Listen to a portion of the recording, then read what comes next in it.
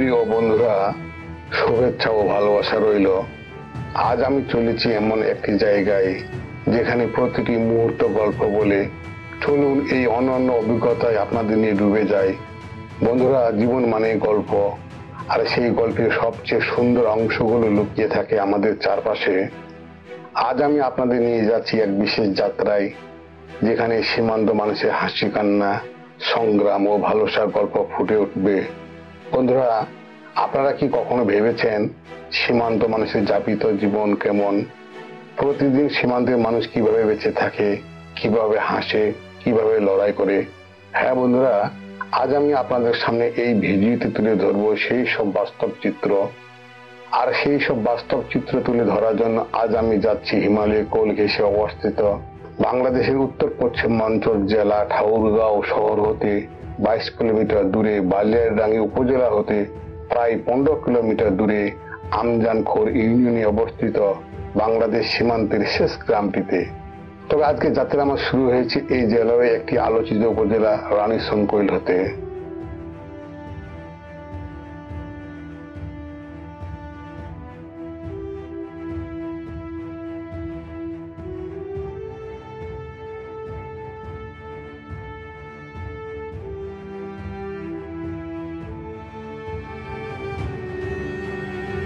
বন্ধুরা, আমি চলেছি এমন এক পথে যেখানে রাস্তা শেষে কাঁটাতার, কিন্তু গল্পের কোনো শেষ নেই। আসলে সীমান্ত মানুষের জীবন খুব সাধারণ, কিন্তু এর প্রতিটা দিন এক একটা সংগ্রাম। মাঠের কৃষক হয়তো জানে না তার চাষ করা ফসল কোন দেশে যাবে, কিন্তু তার হাতের পরিশ্রমের সীমানা নেই। কাঁটাতার শুধু দুই দেশকে আলাদা করেনি, আলাদা করেছে হাসি কান্না, ভাই বোন, মা ছেলের সম্পর্ককে। ঠিক তেমনই গল্প তুলে ধরবো আজকের এই ভিডিওতে। আশা করি সম্পূর্ণ ভিডিও জুড়ে থাকবেন এবং সেই সাথে চ্যানেলটি সাবস্ক্রাইব করার জন্য অনুরোধ করছি।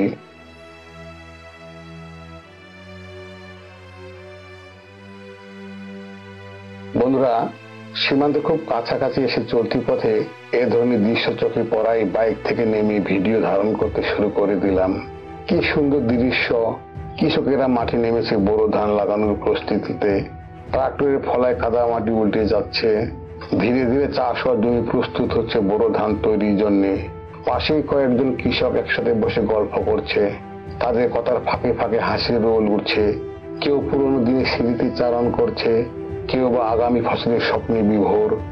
এভাবে মাঠ জুড়ে চলছে ধান রোপণের প্রস্তুতি। কৃষকের ঘামে ভিজে উঠছে জমিন, আর প্রকৃতি যেন ধীরে ধীরে রূপ নিচ্ছে এক স্বপ্নময় সোনালী সম্ভাবনার দিকে। কৃষকের ঘামে মাটির গন্ধ আরো তীব্র হয়েছে। প্রকৃতি আর মানুষের মিলিত প্রচেষ্টা এমন অপূর্ব দৃশ্য সত্যি মনোমুগ্ধকর। আপনার এই এলাকার নাম কি? সর্বমঙ্গলা। জি, সর্বমঙ্গলা। সর্বমঙ্গলা। জি, 8 নম্বর ইউনিয়ন। উপজেলা? উপজেলা বালিয়াডাঙ্গি। এটা কি লাগাবেন? এটা বড় ধান।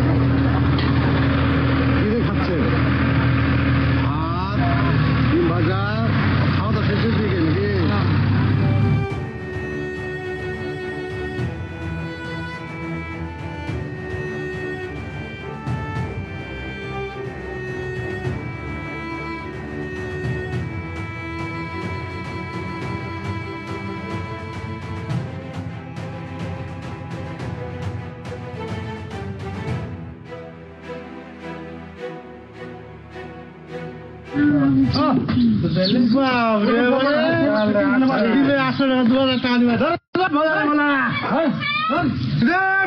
সব ঠিক হচ্ছে, জায়গায় দোকানে বসে আসি। কত বছরের? কত বছর তা বলতে পারবে না, ভাইরা বলতে পারবে। কত বছরের ভাই? স্যার উপরে নিচে কাছে আসেন, এদিকে আসেন।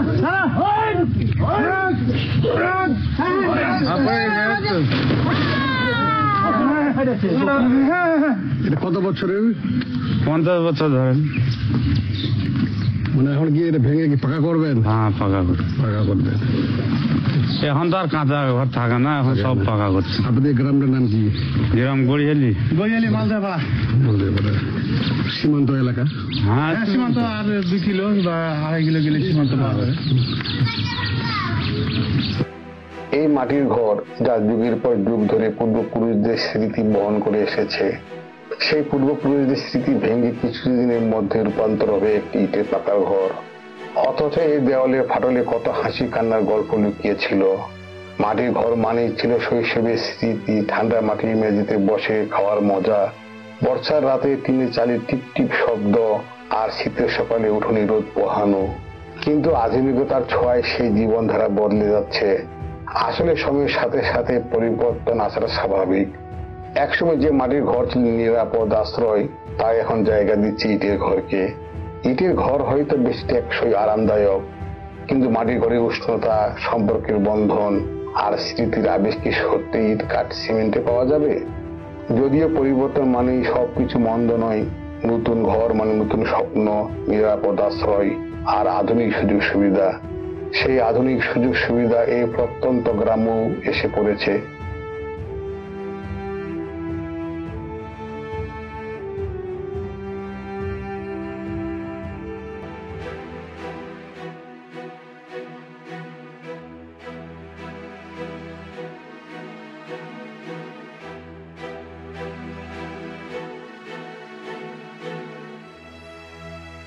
বন্ধুরা, সীমান্তে খুব কাছাকাছি চলে এসেছি। দুপুর গড়িয়ে গেছে আর ক্ষুধাও লেগেছে, তাই সিদ্ধান্ত নিয়েছি স্কুলহাট বাজারের এই হোটেলে আজকে দুপুরে খাবার সেরে নেব। এই হোটেল স্থানীয়দের মধ্যে বেশ জনপ্রিয় এবং এখানে সুস্বাদু দেশীয় খাবার পাওয়া যায়। আশা করি এখানকার খাবার আমার ক্ষুধা মেটানোর পাশাপাশি নতুন স্বাদ ও অভিজ্ঞতা দিবে। যদিও স্থানীয় মানুষজন আমাকে দেখে কৌতূহলী দৃষ্টিতে তাকাচ্ছেন, কারণ আমি তাদের জন্য অপরিচিত মুখ। তবে তাদের এই আগ্রহ স্বাভাবিক, কারণ গ্রামীণ পরিবেশে নতুন অতিথিদের প্রতি সবারই একটু বাড়তি মনোযোগ থাকে।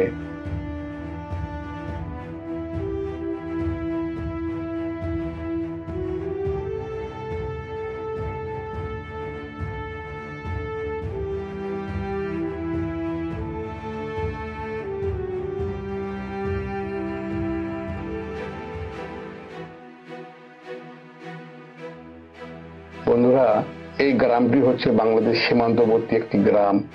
আর কিছুদিন এগোলে ভারত সীমান্ত। এখন জোহরের নামাজের সময় হয়ে গেছে, তাই আমি এখানকার স্থানীয় মসজিদে জোহরের নামাজ আদায় করব। নতুন স্থানে এসে স্থানীয়দের সাথে একত্রে নামাজ পড়া সত্যি এক অনন্য অভিজ্ঞতা। আল্লাহ আমাদের সবার ইবাদত কবুল করুন, আমিন।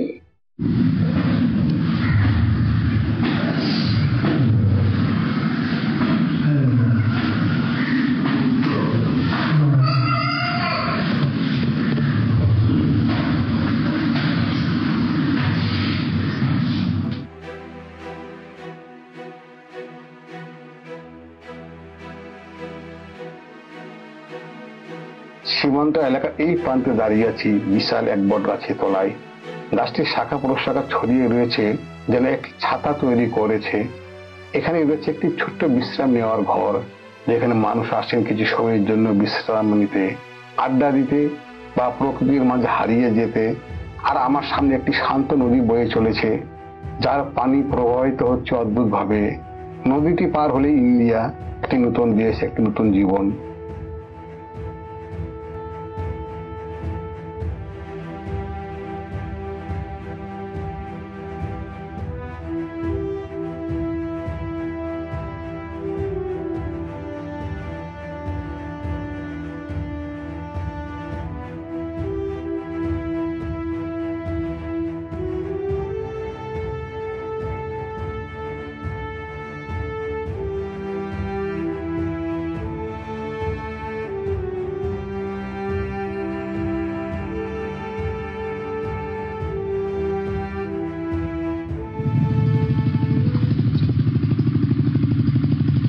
আসসালামু আলাইকুম। ওয়ালাইকুম আসসালাম। আসসালামু আলাইকুম। ওয়ালাইকুম আসসালাম। আচ্ছা, আপনার নাম? আমার নাম মোহাম্মদ তাইজুল হক। এই এলাকা কি এলাকা এটা? এটা বলে গানটার নাম বলে বাউ সমন্বমূলা। ইন্ডিয়ার এই এলাকার নাম কি?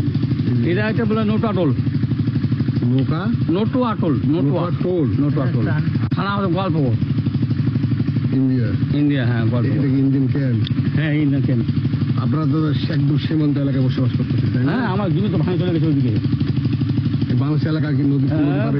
এই যে সব বাংলার জমিগুলো আমরা আবাদ দিয়ে আবাদ করি। কাঁটাতারে বেড়া তো এখন আছে, আগে তো আপনাদের আমলে যখন ছোট ছিলেন তখন কাঁটাতারা ছিল না, ছিল না, তখন কি ইন্ডিয়া গেছিলেন? কিনে গেছিলাম। এদিকে কখনো বিএসএফ কোন ঝামেলা করে নিয়ে যাবেন? এখন এখন এখন করে না, আগে করতো। আগে বলতে কতদিন আগে? ওই যে হাসিনা সরকারের সময়, ওই সময় মানুষ গুলি করে ফাইরিং করে দেয়, মানে বিগত সরকারের আমলে গুলি টুলি হয়ে পড়ে। গুলি হচ্ছিল। এখন বর্তমানে যে বর্তমান নাই, নতুন উপদেষ্টা আসছে, এখন আপনারা শান্তিতে আছেন? শান্তি আছে। আগে অনেক ঘটনা আছে, ওগুলো ঘটনা কি মনে আছে? তখন তো চা ছিল না, তখন তো মানে মা কাটে পড়া, তখন তো দেশ খোলা হয়ে গেছিল ওই স্বাধীনের মুজিবের সময়। তখন তো বাংলাদেশের লোক ইন্ডিয়ার লোক বাংলাদেশে আসতো কোনো ধরা বাধা ছিল না। না। এখন কাঁটাতার হয়েছে, এখন আর ইচ্ছে করলেও আপনারা যেতে পারতেছেন না না। না, যাবো তাই ওরা গেলে গুলি করবে। গুলি করবে। এই যে বিগত সরকারের আমলে বিএসএফ এদিকে আসেও মনে করেন বাংলাদেশের নাগরিককে ডিস্টার্ব দিত, চেষ্টা করতো। যেসব কত পাহাড় ছিল পেটায় চলে আসতো ওরা, সেটা বাংলাদেশের এলাকা ঢুকতো। হ্যাঁ ঢুকে যেত। এখানে দুটো লোক মারা গেল, এখানে বাচ্চায় ওখানে এখানে কি হয়েছে? এখানে দুটো লোক মারা গেছিল ওখানে। বেশ আবার গুলি করে মারা গেছিল। ইন্ডিয়ার বিএসএফ এই যে বাংলাদেশের জায়গা আছে, হ্যাঁ এখানে আছে, দুজনকে গুলি করছিল। হ্যাঁ গুলি করছিল। ইন্ডিয়ার বিএসএফ এখানে আসে গুলি করে বাংলাদেশের মানুষকে গুলি করে নিয়ে চলে গেছিল। একটা চলে গেছিল, একটা আমার দিকে মারা গেছিল। যখন তখন ইন্ডিয়ার বিএসএফ বাংলাদেশ ঢুকে পড়তো। কত সালে ঘটনা? আনুমানিক মানে 8-9 সাল। আমাদের পিছনে বাংলাদেশ ভারত সীমান্ত, যেখানে দুই দেশের মধ্যে একটি সম্পর্ক গড়ে ওঠে, কিন্তু তা অনেক সময় চ্যালেঞ্জের সম্মুখীন হয়। সীমান্তে মানুষের জীবন, সংস্কৃতি এবং সমৃদ্ধি একটি অন্যরকম চিত্র তৈরি করে। ভারতীয় বর্ডার সিকিউরিটি ফোর্স বা বিএসএফ সীমান্তে নিরাপত্তা নিশ্চিত করতে কাজ করে। তারা অবৈধ প্রবেশ ঠেকাতে এবং আইন শৃঙ্খলা বজায় রাখতে নিজেদের দায়িত্ব পালন করে, কিন্তু তাদের কার্যক্রম মাঝে মাঝে উত্তেজনা তৈরি করে। সীমান্তে কিছু সময় সংঘর্ষের ঘটনা ঘটে, যেখানে বিএসএফ বাংলাদেশি নাগরিকদের লক্ষ্যবস্তু করে থাকে। এ ধরনের ঘটনা সাধারণ মানুষের জীবনে ভয়াবহ প্রভাব ফেলে এবং দুই দেশের মধ্যে সম্পর্কে টানাপোড়েন সৃষ্টি করে। আমি যে মানুষটির সাক্ষাৎকার নিলাম, ভদ্রলোকের বক্তব্য অনুযায়ী কয়েক বছর আগেকার ঘটনা। বিএসএফ বাংলাদেশ ভূখণ্ডে প্রবেশ করে 2 বাংলাদেশি নাগরিককে গুলি করে একজনকে ভারতে নিয়ে যায়। অপরজন বাংলাদেশে হাসপাতালে চিকিৎসাধীন অবস্থায় মারা যায়। যদিও এই ধরনের ঘটনা বর্তমানে ঘটছে, তবে আমরা আশা করব উভয় দেশের মধ্যে সৌহার্দ্য, পারস্পরিক শ্রদ্ধাবোধ আরো বৃদ্ধি পাবে।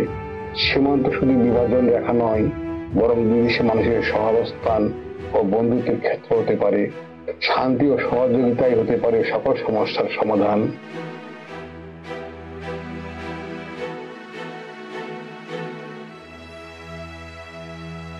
বন্ধুরা, চলুন আপনাদের সুন্দর একটি দৃশ্য দেখাই। আসলে প্রকৃতির সান্নিধ্যে না এলে এ ধরনের দৃশ্য দেখা সত্যি মিস হয়ে যায়। আমাদের শহরের জীবনে এমন দৃশ্য দেখা সত্যি বিরল। এখানে গ্রামের মানুষ দলে বেঁধে মাছ ধরছে। মাছ ধরা এই পরম্পরা শুধু জীবিকা নয়, এটা এক ধরনের উৎসবও বটে। বন্ধুরা, এই চমৎকার দৃশ্য উপভোগ করুন আর জানান আপনাদের কেমন লাগছে।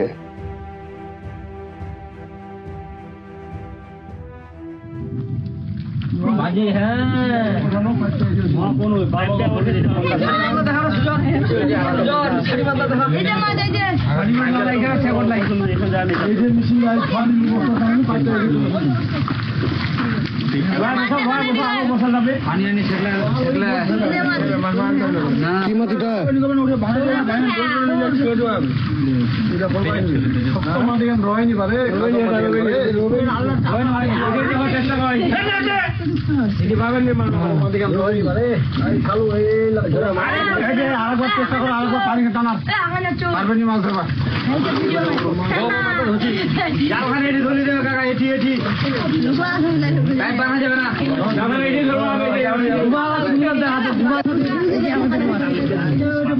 এই মাছ ধরছো না?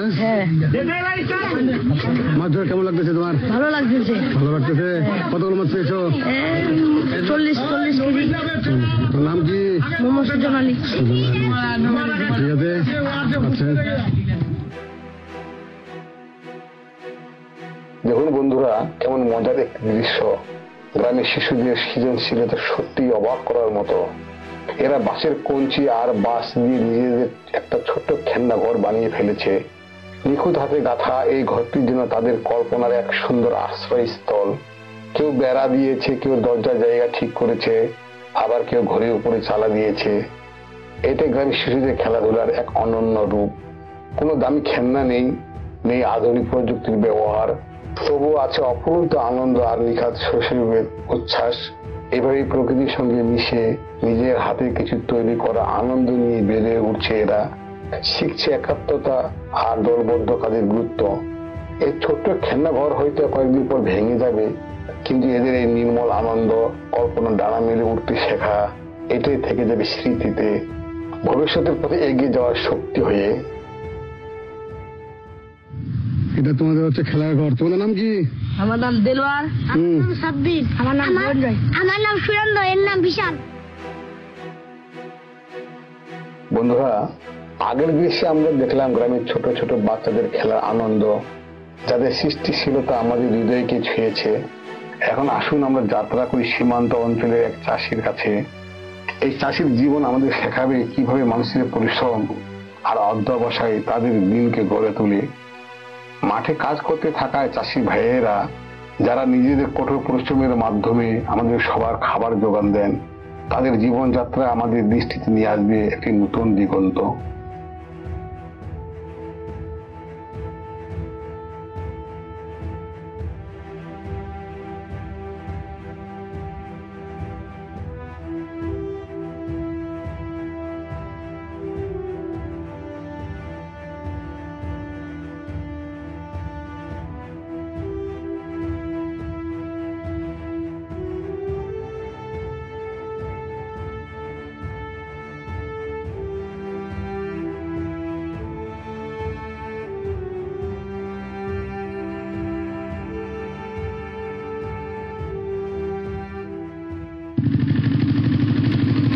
এটা কি ফসল ভাই? কি ফসল এটা? বাগুন। বেগুন না? হ্যাঁ, বেগুন। পানি দিচ্ছেন? পানি দিচ্ছেন? পানি দিচ্ছি, ঘুরে পানি দিচ্ছি। ভুট্টা বাড়িতে পানি দিচ্ছে। দেখি নিজস্ব ক্ষেত আপনার নাকি? হ্যাঁ, নিজস্ব ক্ষেত। কি বেগুন এটা? এটা হচ্ছে নুনা বেগুন। জি? নুনা বেগুন বলে। আপনার নাম কি? আমার নাম মোহাম্মদ রফিকুল। এটা তো ভারত, তাই না? হ্যাঁ, জি। একদম ভারতের কাছে বাড়ি। হ্যাঁ, সীমান্ত এলাকা। হ্যাঁ, সীমান্ত এলাকায়। সীমান্ত এলাকার ভিতর বাংলাদেশের শেষ গ্রাম। হ্যাঁ, বাংলাদেশের গ্রাম। এরপরে ইন্ডিয়া। এরপরে ইন্ডিয়া। ইন্ডিয়া যান না? ইন্ডিয়া বেলেগ কি চলে, ইন্ডিয়া যাবো। আচ্ছা, ইন্ডিয়া না যাওয়া ভালো। হ্যাঁ। গেলেও আমরা বৈধভাবে যাবো। হ্যাঁ, বৈধভাবে যাবো। হ্যাঁ, অবৈধভাবে কেন যাবো আমরা? হ্যাঁ, অবৈধভাবে কেন যাবো?